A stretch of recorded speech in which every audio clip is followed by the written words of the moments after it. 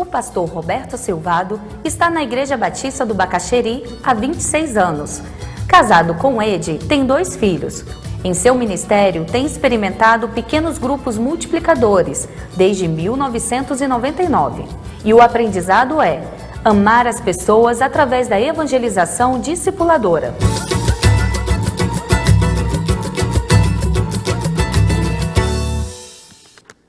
Queria convidá-los a abrir sua Bíblia, ali em Lucas 14, 26 a 27.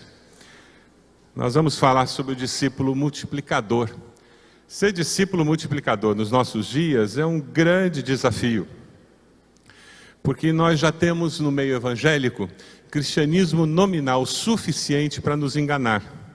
E muitos de nós que nascemos, fomos criados dentro de uma igreja evangélica, nós temos dificuldade muitas vezes de identificar o que é cristianismo genuíno e o que é cristianismo nominal.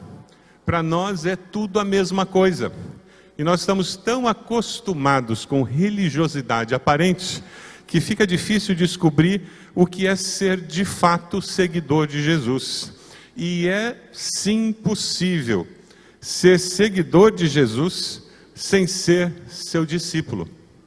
É alguém que segue a filosofia de Jesus, alguém que segue uma igreja cristã, mas essa pessoa não é discípulo de Jesus, porque ela não está disposta a morrer por Jesus, ela não está disposta a se sacrificar pelo Mestre, ela não está disposta a mudar seus valores, ela simplesmente segue a filosofia cristã de vida, ela segue os ritos da igreja cristã.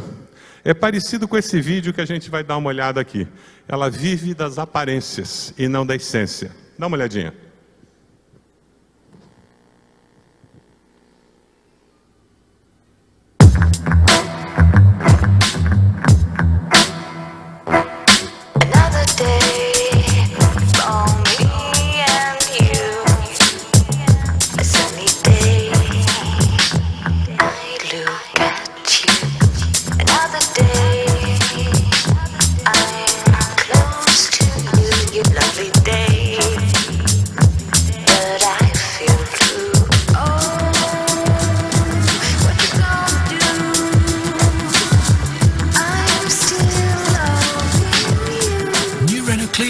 Makes you look good.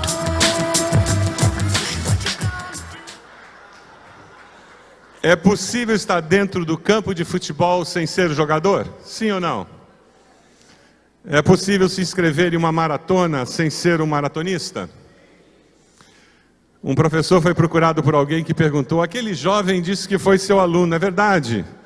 O professor olhou para o jovem e disse: olha, ele pode até ter assistido às minhas aulas, mas ele nunca foi meu aluno. Existe uma grande diferença entre estar na sala de aula e ser um aluno. Verdade ou mentira? Existe uma diferença enorme entre alguém frequentar uma igreja e ser de fato um discípulo de Jesus. Cuidado com as aparências. Cuidado. O que aconteceu aqui? O que eu fiz? Pessoal da mídia, me ajude. Não, é para trás. Isso. Cuidado com as aparências. Lobo com cara de ovelha, ganso com cara de pinguim e gato com cara de lebre. Cristianismo nominal é assim. E o pior é que ele engana muita gente. Você vê isso na televisão, você vê isso na rádio, você vê isso nos templos. Basta ter carisma sem caráter. Basta ter oratória sem o Espírito Santo. A nossa grande vantagem é que nós estamos vivendo um tempo em que você pode identificar com facilidade Deus construindo uma geração de discípulos. Amém? Você percebe isso? E é com essa alegria que a gente participa de um evento como esse, que a gente lê literatura que está sendo impressa, que a gente começa a vivenciar uma realidade. Deus está construindo uma geração de discípulos multiplicadores. E quando a gente começa a sentir esse sopro do Espírito no nosso meio, isso aquece o coração. Uma geração de discípulos que investem em outros discípulos. O pastor Wally Moore tem nos falado sobre isso. E lá em Curitiba ele estava nos falando que você vai conseguir atestar que você está dando conta do recado quando a terceira geração começar a falar a mesma coisa. Aquele discípulo que você fez está fazendo um discípulo e essa terceira geração está fazendo a mesma coisa. Esse é o nosso grande desafio. Nós já falamos de alguns paradigmas que precisam ser mudados e que foram mudados. Que discipulado é preparação para batismo. Eu acho que esse assunto já está batido demais, né? Discipulado não é preparação para batismo, amém? Não, discipulado é uma experiência contínua de vida. Até aquele dia em que nós vamos estar dentro de uma caixa de madeira, nós estaremos sendo discipulados, amém? Está fraco, hein? Até aquele dia em que você vai estar numa caixa de madeira, sendo levado para o cemitério, você estará sendo discipulado, amém? A gente precisa disso. Eu preciso discipular para aquecer meu coração. Eu preciso ser discipulado para que eu ande na linha. Para que eu caminhe com o Senhor, relacionamento discipular, vida na vida, a vida ministerial, para que eu continue servindo a Deus, para que eu continue servindo a Deus da maneira correta, na direção correta. Até pastores, esposas de pastor, missionários, esposas de missionários precisam disso, amém? Até eles, diácono, diaconisa, membro de igreja de 50 anos precisa disso, porque todos nós somos discípulos de Jesus que precisam ser discipulados, precisamos uns dos outros. Mas existe um segundo paradigma que eu queria compartilhar com vocês aqui. O paradigma é que o pastor atende todo o rebanho todo o tempo. E nós aprendemos isso, e nós vimos isso. E principalmente quando a igreja é pequenininha, é muito fácil o pastor fazer isso, ele visita todo mundo. Eu plantei uma igreja com a minha esposa no começo do ministério. Num sábado, eu visitava a igreja toda, mas também nós éramos 30. E eu sabia da vida de todo mundo, eu atendia todo mundo, todas as necessidades. E eu tinha aprendido que era assim que você pastoreava. Até que eu li um livro do Stanley Moore. Eu li um livro do Stanley e esse livro mudou minha vida. Jesus é o Senhor. Stanley Jones fala sobre uma maneira diferente de você viver o ministério. E o princípio é que o pastor mantém relacionamentos discipuladores que se multiplicam no rebanho, edificando os membros do corpo. Nós somos estimulados a encher nossa agenda cuidando de pessoas, desde uma encravada até a tentativa de suicídio. E é o pastor que trata todos os problemas dos membros da igreja. E o corpo não faz nada. O corpo assiste o pastor fazer tudo. Se nós não investirmos tempo desenvolvendo líderes estratégicos e pessoas que possam cuidar de pessoas, nós vamos nos exaurir. E não vamos cumprir um princípio bíblico que está lá em Efésios. Vamos ler juntos Efésios? E ele designou alguns para apóstolos, outros para profetas, outros para evangelistas e outros para pastores e mestres, com o fim de preparar os santos para a obra do ministério, para que o corpo de Cristo seja edificado. Pastores mestres chamados por Deus com um objetivo muito claro, não de fazer tudo o que tem que ser feito na igreja, mas com o fim de preparar, equipar os santos, os salvos, para realizar a obra do ministério, para que o corpo seja edificado. Esse livro, Jesus é o Senhor, me fez repensar o meu ministério. E quando o Mário se converteu, um dos primeiros convertidos daquela igreja que eu, minha esposa e mais um casal de aposentados começamos, eu comecei a levar o Mário para fazer visita comigo. Eu comecei a treinar o Mário para que ele ensinasse a escola bíblica e não mais eu ensinasse. Eu comecei a ajudar o Mário a aprender a evangelizar. Eu comecei a levar o Mário quando eu tinha que fazer uma visita para um casal em crise. E ele me via aconselhando aquele casal. E de repente o Mário já estava ensinando a escola bíblica, e de repente o Mário foi ajudar uma igreja hispana na cidade vizinha que estava sem pastor. E um domingo eu ia pregar e o outro domingo ele ia pregar. E hoje em dia o Mário é pastor. mas porque esse princípio foi aplicado. É interessante porque esses valores vão sendo aplicados desde uma igreja pequena até uma igreja grande. Eu queria compartilhar com vocês um vídeo, mas por favor não riam. É um vídeo que eu gravei para a Igreja Batista do Bacaxeri quando eles me convidaram há 28 anos atrás. Vocês vão ver um pedacinho do vídeo em que eu falo sobre esse texto do Stanley Jones, que tem norteado como filosofia de ministério para mim. Por favor, dê uma olhadinha no vídeo.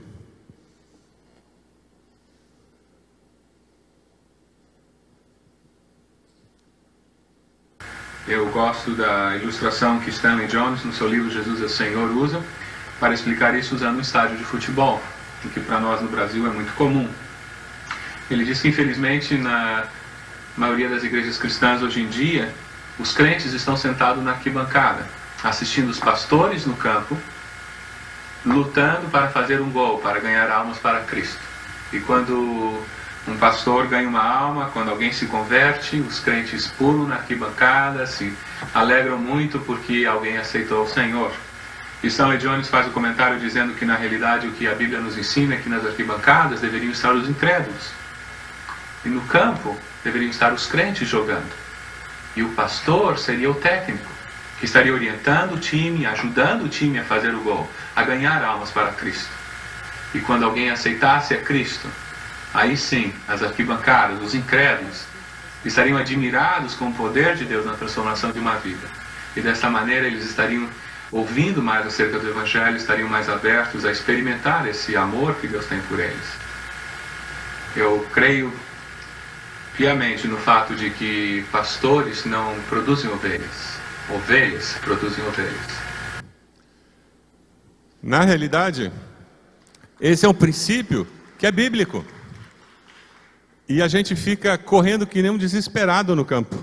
E o membro da igreja sentado na arquibancada, dizendo: pastor está mal, hein? Eu já vi pastor que corre melhor. Eu já vi pastor que evangeliza melhor. Aí quando ele traz um visitante no culto, ele chega e diz: pastor, o meu vizinho veio hoje. É melhor o senhor pregar bem, hein? Quando na realidade, ele tinha que estar celebrando o fato de que ele já falou de Jesus para o vizinho lá na casa dele. E ele trouxe o vizinho convertido, de preferência para a igreja. Porque o vizinho já passou no PGM dele. É uma inversão de valores. E quando nós capacitamos líderes para fazer isso, para cuidar de pessoas, a sua agenda muda completamente. Esse princípio eu apliquei naquela igreja que eu estava plantando ali nos Estados Unidos, enquanto fazia o doutorado. Cheguei no Bacaxeri com 120 membros, apliquei esse mesmo princípio. Já era uma igreja com anos, numa estrutura diferente. Demorou algum tempo até que as pessoas entendessem o que eu estava tentando fazer, mas hoje com quase 3 mil membros, é uma igreja que vive essa realidade. Então não depende do tamanho da igreja para aplicar, porque princípio bíblico funciona em qualquer tamanho de igreja. Princípio bíblico funciona em qualquer realidade cultural, porque ele é universal. Ele serve em qualquer lugar. É por isso que nós não podemos pegar pacotes. A gente tem que pegar o princípio bíblico e trazer para casa. E viver dentro da nossa realidade. A vida discipular, ela vai se manifestar de 3 maneiras, basicamente. E eu tenho vivido nessa realidade. Eu falei um pouquinho no painel sobre isso. Nós temos 3 estágios básicos dentro da vida discipular. Você tem aquele de paternidade, quando o bebê espiritual nasce, e você tem que cuidar. Pastor Moore tem falado sobre isso. E tem que cuidar muito, que trocar fralda, dar atenção para bebê recém-nascido, dá trabalho. Mas você está ajudando ele a amadurecer espiritualmente, ele crescer espiritualmente. E ele vai crescer. Mas você não cria seus filhos para que eles se tornem independentes, não é verdade? Você está querendo que logo, logo ele esteja segurando a colher e comendo sozinho. Você quer que logo, logo ele possa ir ao banheiro sozinho e não precise de você. Você quer que logo, logo ele esteja escrevendo, ele esteja atendendo o telefone. E logo, logo você está querendo dar o dinheiro para o ônibus para que ele vá para a escola de ônibus, se você não tem que ser motorista. Nós criamos nossos filhos para que eles possam ser independentes, não é verdade? Uma paternidade responsável, maternidade responsável faz isso. E o que acontece é que você acaba chegando ao ponto em que você se torna mais companheiros dos seus filhos, você conversa com eles, você troca ideias. Filhos adultos são interdependentes nossos.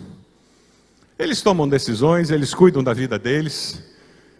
Continua um processo discipular, mas é um processo discipular mais tranquilo, porque você já ensinou valores básicos para eles. E muitas vezes eles até vão embora para outros lugares. Lá em casa nós criamos nossos filhos e eles voaram para longe mesmo. E o que acontece é que a nossa conversa é por telefone, é pela internet. E eles ligam. E funciona muito mentoria. E eles tomam as decisões deles. Mas vocês acham que filho adulto faz o que você disse para eles fazerem? Quem tem filho adulto sabe o que eu estou falando. E nós os criamos para isso. Para que eles assumam a vida, não é verdade? Nos nossos dias nós encontramos algumas expressões discipulares no meio evangélico que não promove independência, nem interdependência, mas promove dependência. Na minha célula recentemente veio uma médica, uma senhora com mais de 50 anos, brilhante, inteligente. Foi muito interessante porque conversando com ela, ela virou e disse: sabe, pastor, eu estou gostando muito dessa célula que eu estou visitando. Eu sou de outra igreja, e disse o nome da igreja. Mas sabe, antes de vir aqui, eu pedi permissão à minha discipuladora. Eu liguei para ela, disse que tinha recebido um convite para vir à célula aqui, e perguntei se eu podia. A minha discipuladora disse que ia orar, e no dia seguinte ela me disse: pode ir. Eu fiquei me perguntando, o que uma mulher de mais de 50 anos, médica, não tem condições de discernimento para saber se pode ou não pode ir no lugar. O relacionamento discipulador é de perguntar se eu posso, ou quem sabe compartilhar dizendo: olha, eu tive um convite, e de repente uma interação. Ela era crente há muitos anos, não era recém-convertida, não era neófita na fé. Mas muitos equivocadamente têm olhado o relacionamento discipular como relacionamento de dependência. Recentemente nós tivemos uma situação de uma jovem que estava se encantando com um rapaz lá da igreja. E a discipuladora dela disse para ela: pode parar de conversar com ele, porque nós não queremos que você namore um rapaz de uma outra denominação. E ela parou. E ela parou. Isso não é relacionamento discipular saudável.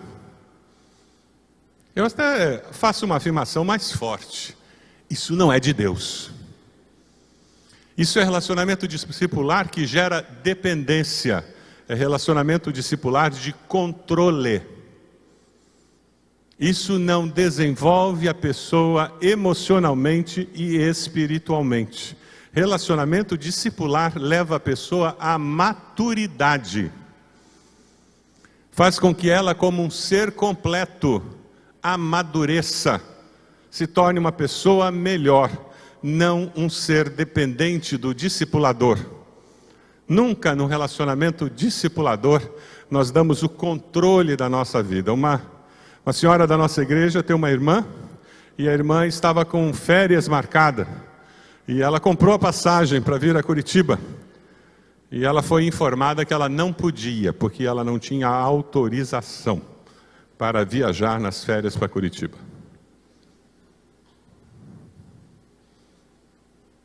Isto é controle, isso não é relacionamento discipulador. Eu queria que você abrisse a sua Bíblia lá em Atos 11, versículo 25, você vai ver o que é um relacionamento discipulador saudável. Barnabé inicia o seu relacionamento discipulador com Saulo. Dá uma olhadinha lá, nós vamos caminhar por Atos, vendo como é que esse relacionamento acontece. Primeiro ano de relacionamento discipulador básico. E veja, a tarefa de Barnabé era complicada. Ele pegou um judeu que conhecia o Velho Testamento. Imagina você pegar um rabino convertido, cheio de ideia, líder, metido a sabichão, com uma personalidade ruim. O apóstolo Paulo não era fácil de lidar, não. E você já pensou em ter um discípulo que é líder? Cheio de ideia? Prepare-se. E foi isso que Deus entregou para Barnabé. Por isso que ele era um homem calmo, manso. Deus sabe o que faz. Barnabé começa o primeiro ano de relacionamento discipulador, de paternidade básica. Saulo só conhecia de Jesus todas as informações tortas que existiam quanto a ele. Você já parou para pensar nisso? Todas as fofocas com relação ao cristianismo e a Jesus, ele tinha. Por isso que ele perseguia. Ele não sabia nada de bom de Jesus. Por isso que ele perseguia. Até que ele cai do cavalo. Literalmente. E agora, em Atos 11, 25, Barnabé foi a Tarso procurar Saulo e quando o encontrou, levou-o para Antioquia. Durante o ano inteiro, Barnabé e Saulo se reuniram com a igreja e ensinaram a muitos. Em Antioquia, os discípulos foram pela primeira vez chamados cristãos. Você pode imaginar a quantidade de texto bíblico que Saulo sabia do Velho Testamento, que Barnabé tinha que dizer, mas Jesus falou isso. Mas Jesus falou isso. Mas Jesus falou isso. Mas Jesus... O tempo todo. É muita paciência. Veja o versículo 30. Barnabé e Saulo levam ofertas para os irmãos da Judéia. E Saulo está indo atrás de Barnabé. Na sombra de Barnabé, o Espírito manda separar Barnabé e Saulo para a obra missionária. E agora o coração dele está inflamado. Ele diz, eu tenho que pregar esse evangelho. Para isso que ele me salvou. Separe-me Barnabé e Saulo para a obra que os tenho chamado. Veja o versículo 7 do capítulo 13. Vai lá para 13, 7. O procônsul manda chamar Barnabé e Saulo para ouvir a palavra de Deus. E aqui começa um negócio interessante. O procônsul, homem culto, manda chamar os dois. Saulo era um homem culto? Ele estava acostumado com aquele ambiente? Veja, Deus deixa ele lá fazendo aquela escola preparatória num ambiente bem simples. Agora Deus pega e traz Paulo para falar com gente que ele estava acostumado a lidar. Quando ele chega nesse ambiente, veja lá no versículo 9, ele se solta. E aqui é muito interessante isso.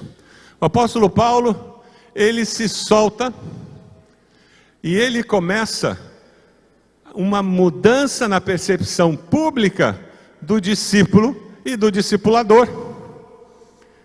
Então Saulo, também chamado Paulo, cheio do Espírito Santo, olhou firmemente para Elimas e disse, filho do diabo, inimigo de tudo que é justo, você está cheio de toda espécie de engano e maldade, quando é que vai parar de perverter os restos do caminho do Senhor? Saiba agora que a mão do Senhor está contra você, você ficará cego, incapaz de ver a luz do sol durante algum tempo. Imediatamente vieram sobre ele névoa e escuridão, ele tateando procurava quem o guiasse pela mão. O procônsul, vendo o que havia acontecido, creu profundamente impressionado com o ensino do Senhor. Naquele ambiente, Saulo começa a se projetar. Veja o versículo 13. A referência de Atos muda. Está falando de Barnabé aí? De Pafos, Paulo e seus companheiros. Veja o versículo 42, 13 e 42. Quando Paulo e Barnabé, percebe a inversão no livro de Atos? Um pouco antes era Barnabé e Saulo, Barnabé e Saulo, Barnabé e Saulo. Depois daquele momento em que ele se projeta, existe uma inversão no livro de Atos. O discípulo se torna mais conhecido do que o discipulador. Pastor, prepare-se. Prepare-se, um dos seus discípulos pode se tornar mais conhecido do que você. Para a glória de Deus. E é o que o livro de Atos está registrando. Dê uma olhadinha ali. Versículo 42.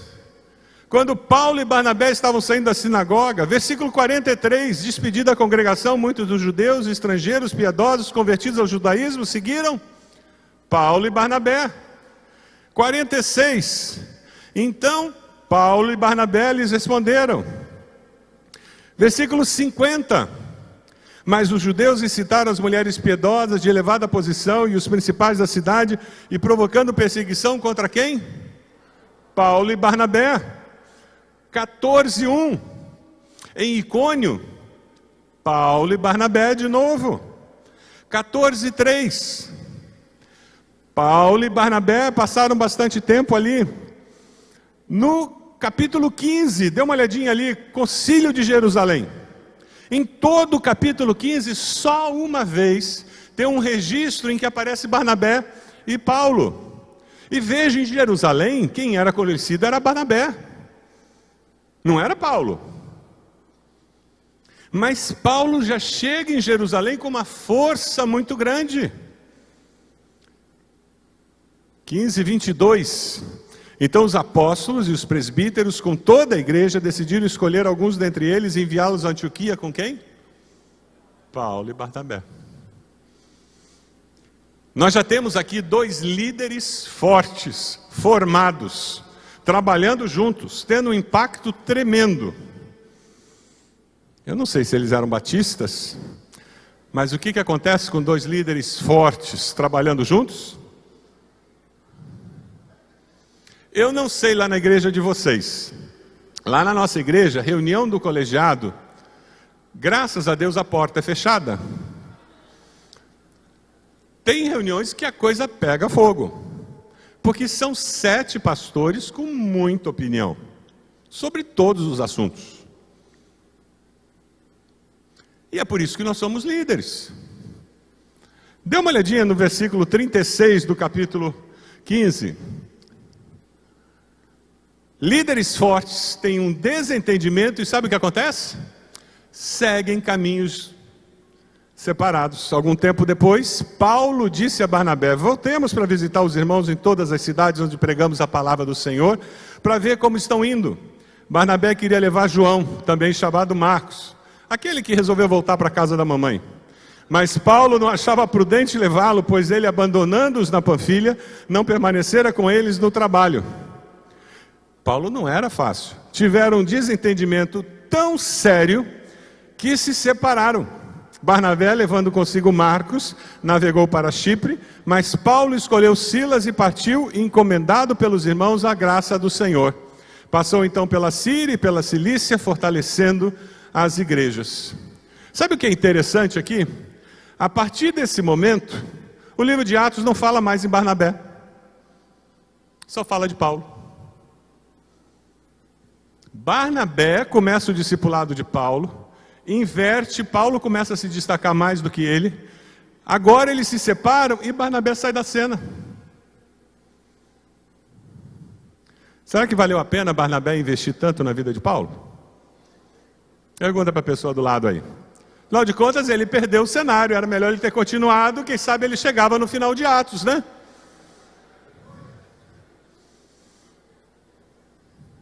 Se ele não tivesse investido tanto, quem sabe Paulo ficava mediano, não fazia tanta viagem, e ele chegava até o final. Erro estratégico de Barnabé. Líderes fortes têm desentendimentos? Isso é sinal de fracasso, acabou o ministério? Isso é sinal que nós somos humanos, gente. Se você tem desentendimento com a liderança da sua igreja, com os coordenadores de célula, você tem líder de célula que se encrenca, isso é sinal que eles estão vivos. Ter desentendimento é atestado de humanidade. Resolver os desentendimentos é atestado de cristianismo. É como nós lidamos com os nossos desentendimentos que reflete a nossa fé. O ter desentendimento, ter dificuldade de relacionamento, isso é sinal de que nós estamos vivos. Você já teve um discípulo que cresceu mais do que você? Pensa um pouquinho aí. Teve alguma criança, algum jovem, adolescente da sua igreja que hoje está maior do que você? Tem mais projeção do que você?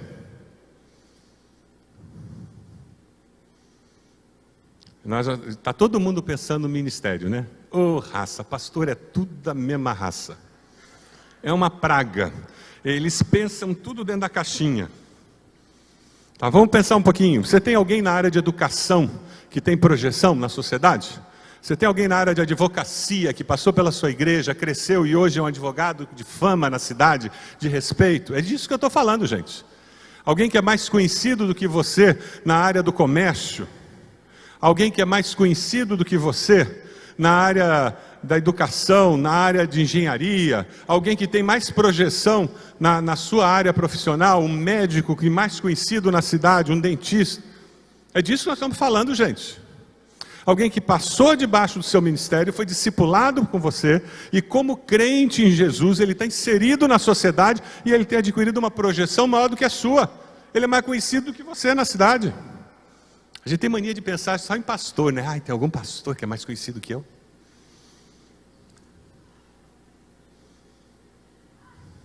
Quando você fala em relacionamento discipulador, você está falando em líderes de célula, você está falando disso.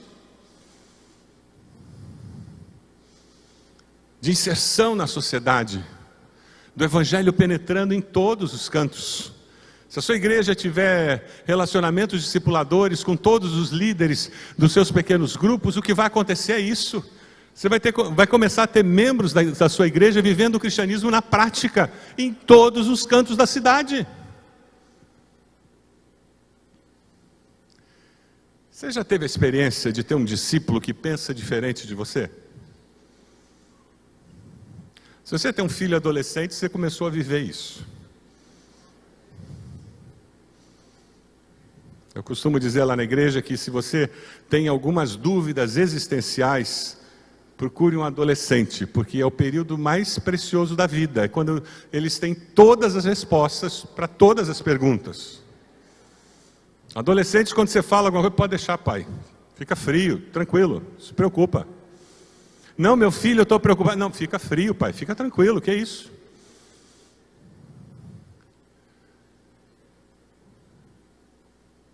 Quando você entra num relacionamento discipulador, se você tem um relacionamento discipulador saudável, em que você está ajudando o seu discípulo a se desenvolver, a crescer, a alcançar todo o potencial que Deus colocou na vida do seu discípulo, em que você está querendo criar interdependência e não dependência, prepare-se. O seu discípulo vai ter momentos em que ele vai pensar diferente de você. E isso vai ser muito saudável. Isso vai ser muito desafiador para você. Não tem como concordar 100% com todo mundo o tempo todo. Eu queria destacar duas características de um discípulo multiplicador, que vem lá daquele texto de Lucas, que eu pedi para você abrir lá no comecinho da mensagem. Lucas 14, 25. 26. Lucas 14, 26. Um discípulo multiplicador é alguém que ama Jesus acima de tudo. É por isso que ele consegue multiplicar. É por isso que ele mexe na agenda dele e ele prioriza se encontrar às 6 horas da manhã, 7 horas da manhã, na hora do almoço, com o discípulo dele. É por isso que ele prioriza abrir espaço na agenda para se encontrar com o discipulador dele. Porque ele entendeu que se alguém vem a mim e ama o seu pai, sua mãe, sua mulher, seus filhos, seus irmãos, irmãs, e até a própria vida mais do que a mim, não pode ser meu discípulo. Jesus, de uma forma negativa, ele usa uma hipérbole para falar sobre a necessidade de priorizarmos o relacionamento com o Senhor. Isso é amor no mais alto nível. Amor no mais alto nível. Vamos ler juntos esse texto de Deuteronômio? Ame o Senhor, o seu Deus, de todo o coração.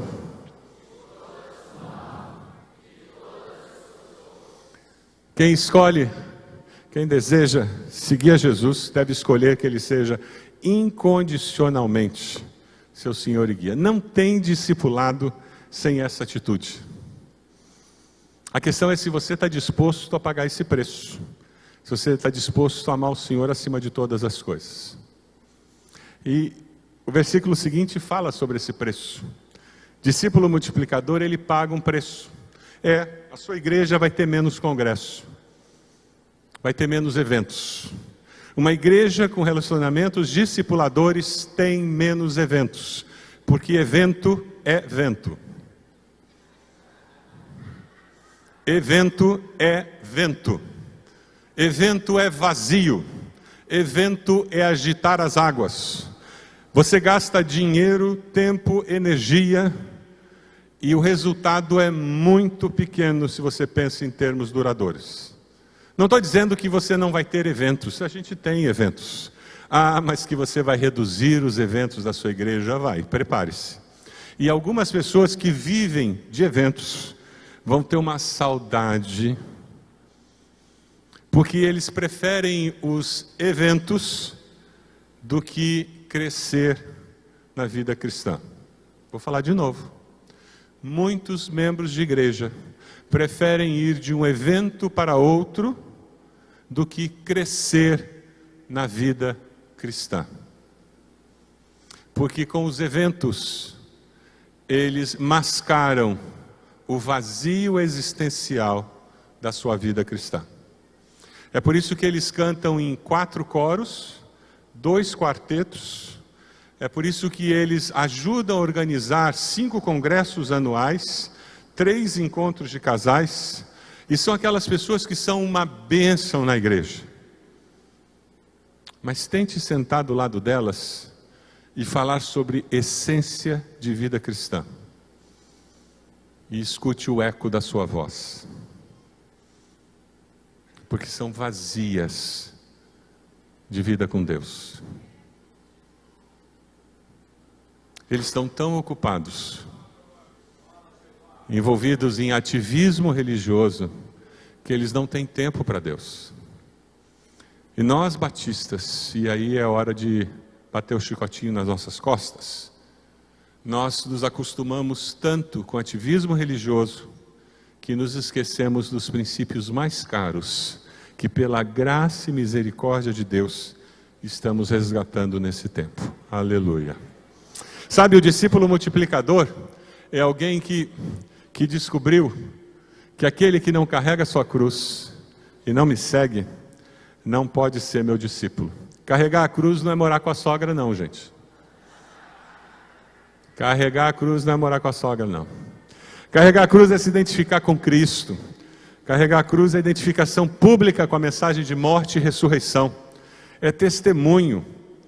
Carregar a cruz é construir uma geração de discípulos que negam a si mesmo, tomam a cruz, porque sabem que Jesus está voltando e o tempo é curto. Barnabé colocou Jesus em primeiro lugar, tomou a cruz, negou a si mesmo. Gente, ele foi atrás do ex-perseguidor da igreja de Cristo. E se Paulo mudasse de ideia, já parou para pensar nisso?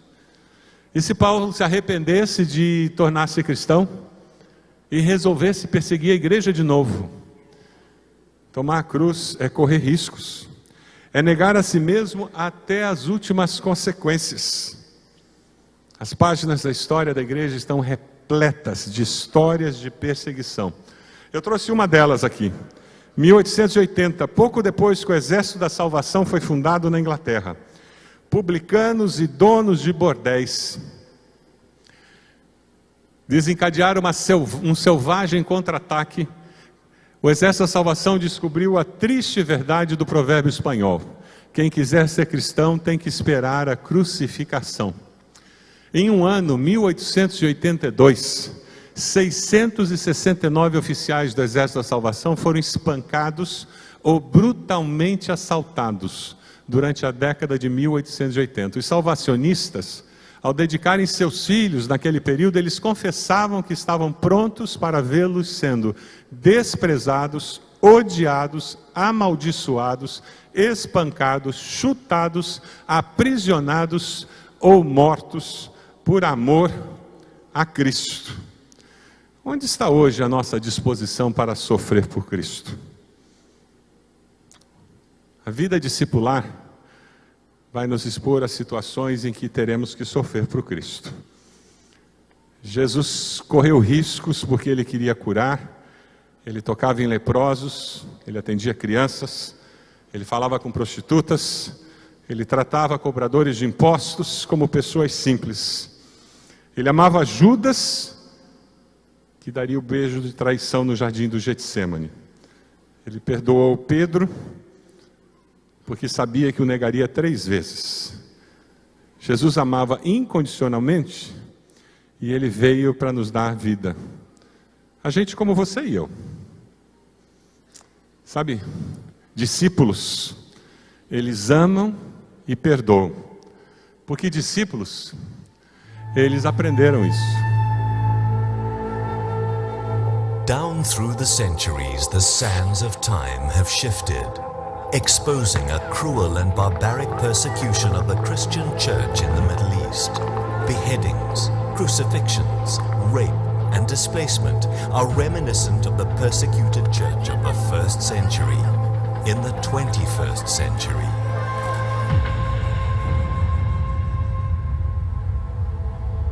يعني في اضطهاد جامد عليهم، في اضطهاد، ما كانش خطف، في غير قتل، في اي حاجات وحشه.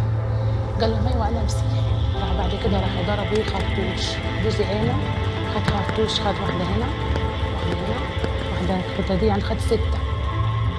عشان انا مسيحيه اضطهاد، بيضطهدوني عشان انا متمسكه بديني، فمعايا جوزي راح سبب كده برضه في مسيحي. Persecution can go from being arrested, believing in what you believe in. It can go even worse, of killing, of beheading. Our weapons as Christians is to love them and to forgive whatever they did for us. احنا المسيح علمنا المحبه وعلمنا التسامح وعلمنا الغفران، فلازم نغفر له. هي دي حياتنا في الدنيا، هي دي رساله بنديها، رساله عايشين عشانها. لازم نعرف الناس التانية ازاي ان احنا ولاد المسيح. The more they are persecuted, the more they love. It's so encouraging and it's worth everything. Our life, our possession, everything. As a church, we think this is a time of prayer, this is a time of waiting for a great revival, this is a time of serving God with all our hearts, this is a time to partner together to serve the Lord. It's very important that the persecuted church knows that there is other churches, other Christians all over the world praying for them. ربنا قال ادعوني في وقت الضيق انقذك فتمجدني، فهو الصلاه اسلم حل لمشكلتنا احنا. صلوا من اجلنا، من اجل ان يتمم الله عمله معنا. Pray for a revival, pray for visitations, pray for God to show himself, pray for many people to see visions and dreams about Jesus, pray for the walls to fall so the light will come and the chains will fall, pray for freedom for people to choose and to know more about the eternal life. While ISIS and other militant extremists try to silence their voices, the Spirit continues to move. In the face of such persecution, the body of Christ needs an army of prayer warriors, men and women willing to make sacrifices, to rebuild and restore, to give humanitarian aid, and to raise international awareness and prayer. These will be the acts of love and service that Jesus commended when he said, "Whatsoever you did for the least one of these, you did for me."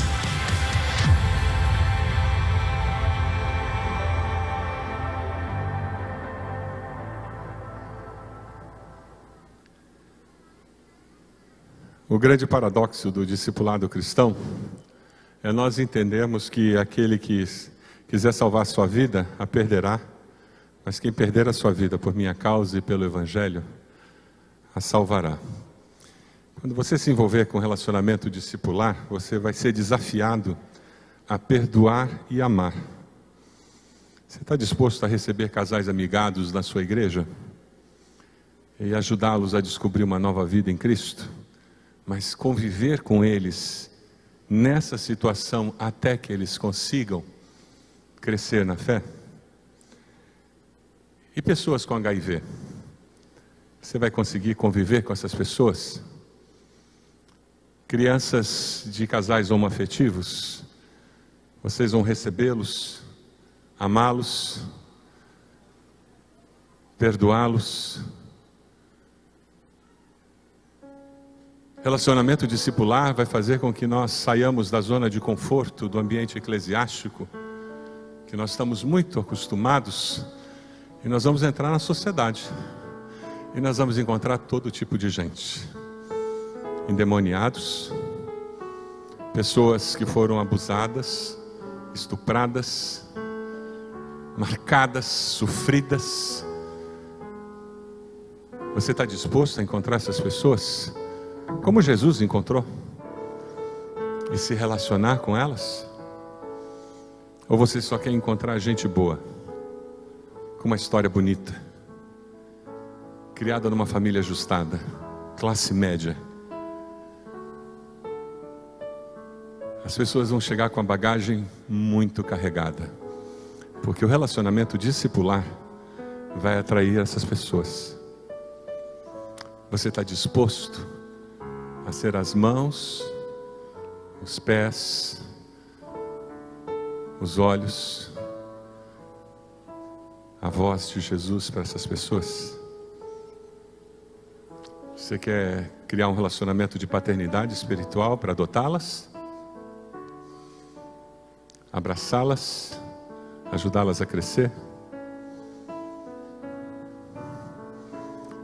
Aquele homossexual que vai chegar dizendo: eu não estou fazendo nada errado, mas eu gostei dessa igreja, posso participar do pequeno grupo? Você vai amá-lo? Aquela lésbica que vai chegar e dizer: achei tão bonito isso, vou trazer minha companheira para o seu pequeno grupo. Você vai aceitá-las no seu pequeno grupo? E lá no seu ministério infantil, na reunião de pais, vai chegar um casal de homens, porque o filhinho deles, que eles adotaram legalmente, foi trazido pelo vizinho, que é membro da sua igreja. E na reunião de pais, como é que o seu povo vai ver? Relacionamento discipular tem que nos ensinar a ser povo de Deus, que ama, perdoa em nome de Jesus e aponta para a cruz, para a vida nova. Você consegue imaginar Jesus olhando para Judas durante 3 anos e dizendo: e você não muda de vida, rapaz? E a gente olhando para aquele casal de homossexuais dizendo: e vocês não mudam? E eles estão lá, não faltam. Que a gente já quer que eles mudem no mês seguinte, né? Dá para fechar os olhos? O desafio de hoje de manhã é você dizer: eu não sei como eu vou conseguir, mas eu quero me envolver nessa história de relacionamento discipular, porque ou o poder de Deus me capacita e capacita a minha igreja para aceitar pessoas que precisam desse poder de Deus nas suas vidas, mas que fogem do padrão da nossa igreja. Ou Deus faz alguma coisa na minha vida para que eu consiga aceitá-las, em nome de Jesus. Ou Deus faz alguma coisa na minha igreja. Ou esse negócio de relacionamento discipular então é só para crente, e a gente não entendeu toda a mensagem. Isso começa em nós, líderes, tendo um coração aberto. Na igreja nós temos um grupo de apoio a pais de homens homossexuais. Como isso está abençoando aqueles pais. Na escola de pais nós já temos casais de homoafetivos frequentando, porque os filhos adolescentes estão participando do nosso ministério de adolescentes. Que desafio! Como amar essas pessoas em nome de Jesus, sem ser conivente com o pecado. Que desafio! Se você quer que Deus faça uma obra inicialmente no seu coração e depois na sua igreja, para que nós sejamos uma igreja que acolhe as pessoas como elas estão, para apontar o amor de Deus e a transformação da cruz, coloque-se de pé no teu lugar dizendo: eu creio no poder de Deus para mudar minha vida e me capacitar, e eu quero que a minha igreja faça isso. Aleluia. Nós vamos mudar esse Brasil, gente. A igreja do Senhor Jesus é formada por pecadores de todo tipo, que nem os 12 discípulos. E é esse o maior testemunho que nós podemos dar para a nossa sociedade. Todos são bem-vindos em nome de Jesus. E o poder de Deus vai alcançar a todos, amém? Jesus, nós não temos capacidade em nós mesmos, Pai. Mas a Tua palavra diz que a nossa capacidade vem do Senhor. E é confiando nisso que nós nos colocamos de pé, inicialmente dizendo: eis-nos aqui, Senhor, para que cada pessoa da nossa nação tenha a oportunidade de sentir-se amada, aceita pelo Teu povo. Ó Deus, começando por nós, que nossas igrejas sejam lugares que sirvam de oásis para cada brasileiro, cada pessoa que viva na nossa nação, Senhor. Que ao chegar no nosso meio, elas se sintam amadas, aceitas, amparadas, abraçadas. Que nós possamos viver um evangelho tão simples, tão puro, com uma manifestação tão clara do Teu poder, Deus. Que naturalmente elas se aproximem da Tua cruz e descubram o poder transformador da cruz do Senhor. Ó Deus, o Senhor conhece os nossos corações. Nos capacite para que nós sejamos líderes segundo o Teu coração, para que possamos conduzir o Teu povo. Ó Deus, continua fazendo essa obra. Continua, Senhor, se manifestando como só o Senhor pode se manifestar. Somos Teu povo. Amamos ao Senhor.